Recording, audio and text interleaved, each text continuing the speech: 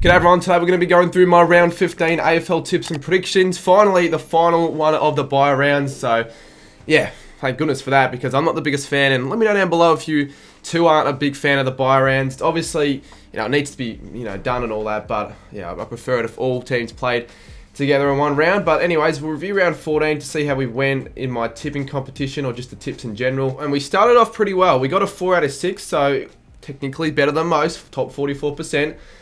We got the power game right. I was off by 22 points. The actual margin was 38. I had them to win it by 16 against the Cats. We did start pretty well though. We got the first 3 games correct. The Lions getting the job done against the Swans. Easy pickings. Not much of a difficult task there. And then the Giants. It was a 50-50 game. I leaned on to them. No one predicted them to win it by 70 though. But it's a tip. Got it right. Doesn't matter.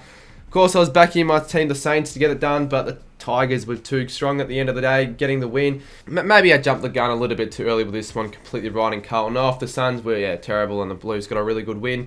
And then this was a pretty expected tip. The Dogs got it done by 21, around the same margin. I thought it was going to be done as well. So a 4 out of 6 was what I got for round 14. We'll review round 14's big calls as well real quickly. And since it is the bye rounds, with only being 6 games played, only 2 big calls are required for me to avoid the punishment. So let's start off with Port Adelaide v Geelong, and in that game I said there'd be 17 combined of first half goals.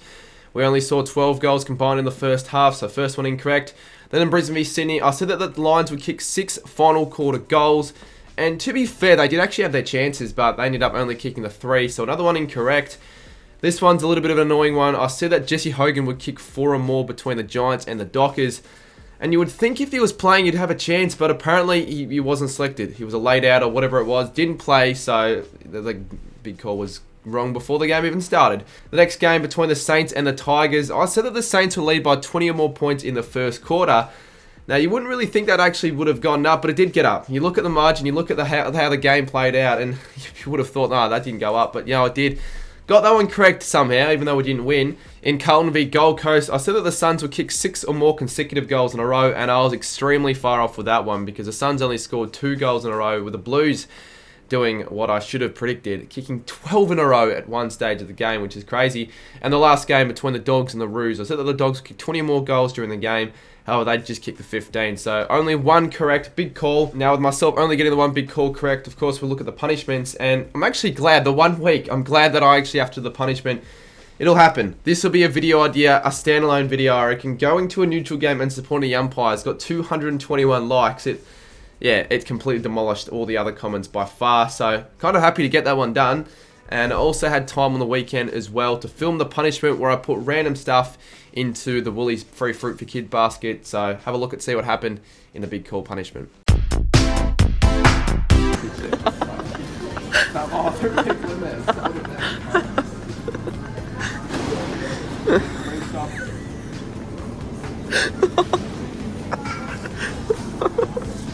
The watermelon. They're still there. Alright, now Your shot. It's looking quite nice. I reckon we need some non-fruits. Nice and big. How has no one fucking found out yet? Alright, keep going. We'll do the pack cookies. It's not gonna fit. Yeah.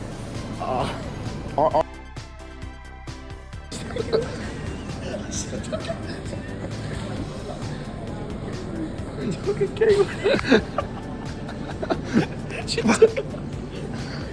She took a fucking kiwi. Alrighty, well those were the punishments. I'm probably going to try and get one filmed a week at least to catch up to the ones that I still need to get done. The tips for round 15 now need to get done. We've got 6 games, so the last of the bye rounds will start off on the Thursday night. We've got the Cats take on the D's at GMHBA Stadium. An intriguing contest for sure. I think the D's are certainly the favourites heading to this game. They've been in some good form as of late. I mean, they knocked off the Pies on the King's birthday clash, playing, I think, their best game of footy all season. And I think against the Cats, it's going to be a tough one because historically, it's not a happy hunting ground for Melbourne at GMHBA. They're not normally the greatest side when they play over there.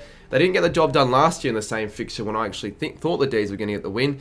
For the Cats, though, they were disappointing against the Power on the weekend. Hot start. I thought they, really outplayed the Power, especially in that first quarter. But then since then, it was all Port Adelaide, and yeah, they were just defensively really poor, the Cats.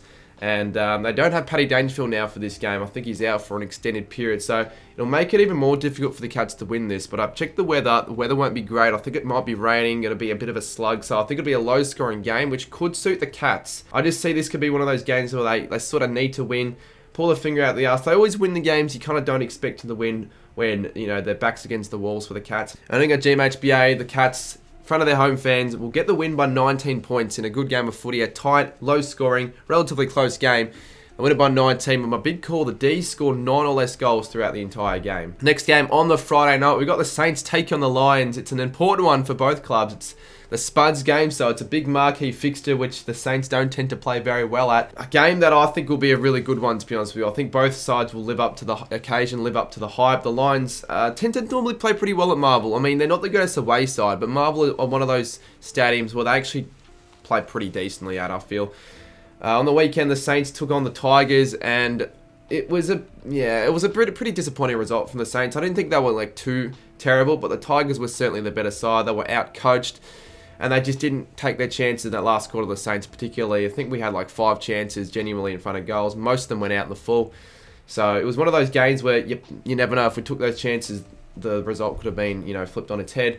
And the Lions, well, they got the result that we all expected against the Swans. It wasn't the easiest win. They certainly were tested early on, the Lions, that's for sure. And they certainly had to, bump it up a couple of gears. But, after half-time, they were the clear dominant side. I thought they just, wasted a little bit too many opportunities in that game. But, got the 17-point win. Move on to this week, which is important for the top 4 aspirations. The Saints, top 8 could still be in doubt if they don't win this one. I think both sides are going to be up for the contest in a bit of a statement game. And in a high-scoring game as well, I think the Saints, going to back my own team in again. It's going to be a 50-50 game. We'll get it done on a marquee game by 14 points under the roof at Marvel. No rain, none of that garbage. But big call, the Saints score 100 points or more for the second time this season. Next up, we head to the SCG on the 4:35pm clash on the Saturday between the Swans and the Eagles.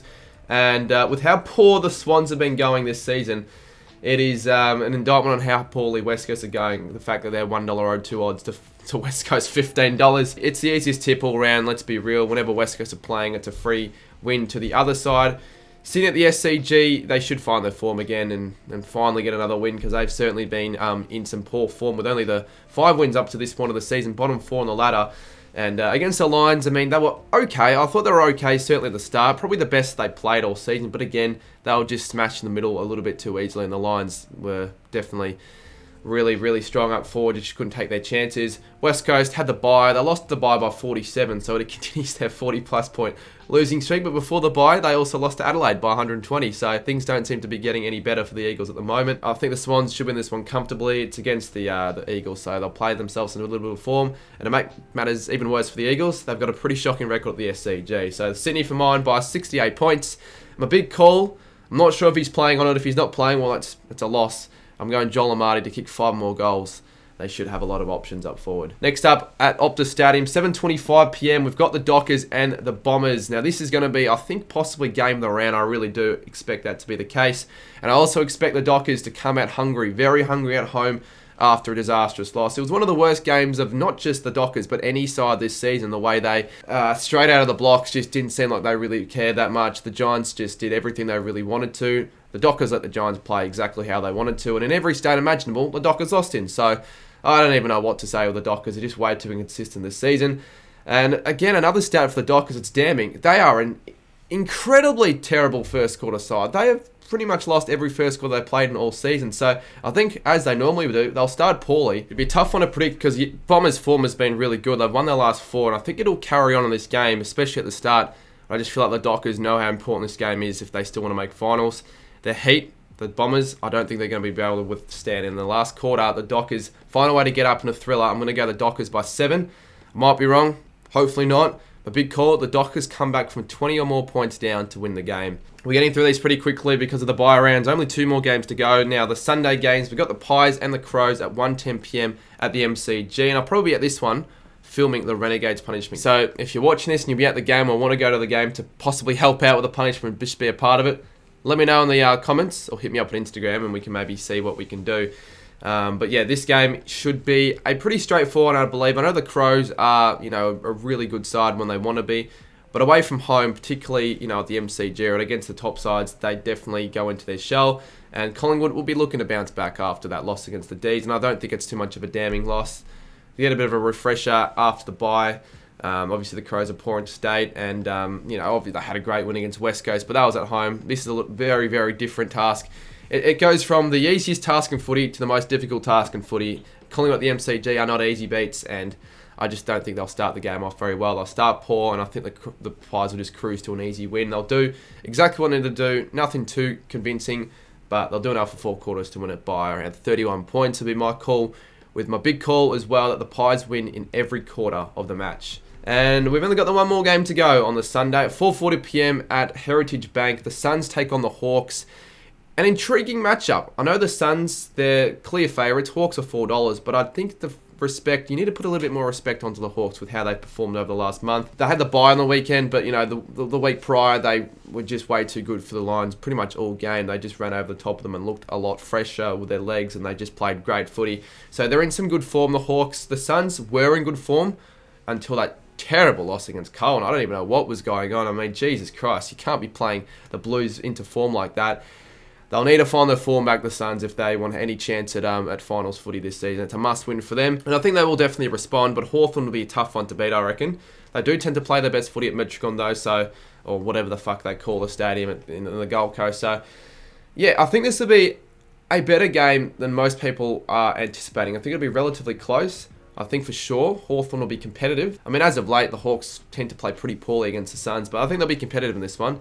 But I will lean on toward the Suns. They are favourites. They have the odds, and I think they'll win it. They'll need to find a way to get the job done, and they will. By 13 points from a big call, the Suns kick 5 or more consecutive goals at any stage of the game. So that was it. Pretty short, only the 6 games like last week. We had the Cats to beat the D's. There's a bit of a recap. The Saints to beat the Lions. The Swans to outclass the Eagles. The Dockers over the Bombers. The Pies over the Crows. And the Suns over the Hawks. I've noticed I've tipped every single home side this round. So let's just hope I don't forget to submit the tips. Otherwise, I'll be giving all the away tips and getting all the tips I don't want correct. Now, this is always a fun look. We'll take a look at the competition. Is Kev's Magpies still on top after round 14? We'll have a look. But firstly, who got 6 out of 6? Quite a few people got 6 out of 6. We'll have to have a look. We got 50. Next page.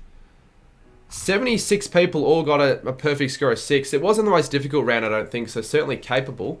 This person without a name got the best score with a margin of 4. Cooper M up there, Cooper Stapleton. The Coopers doing their bits. Kahuna, Decker's AFL, a couple of people that I've seen in the comments of my videos with a nice perfect score of 6 out of 6, doing well. But this is where it gets interesting, the total scores. Let's see who's on top. And Kev is now second. He's been overtaken by Christian, who got a total score of 6 with 88. Kev on second with still a good score of 5 on 87. Zaka Footy at 86. Lincoln Pacinda with 86. And then on 85, we got a few people. Jettle's the GOAT. Arzalan bumping up. Jazzy Boy, a new one in the top few. Josh Morgan with a good score of 6.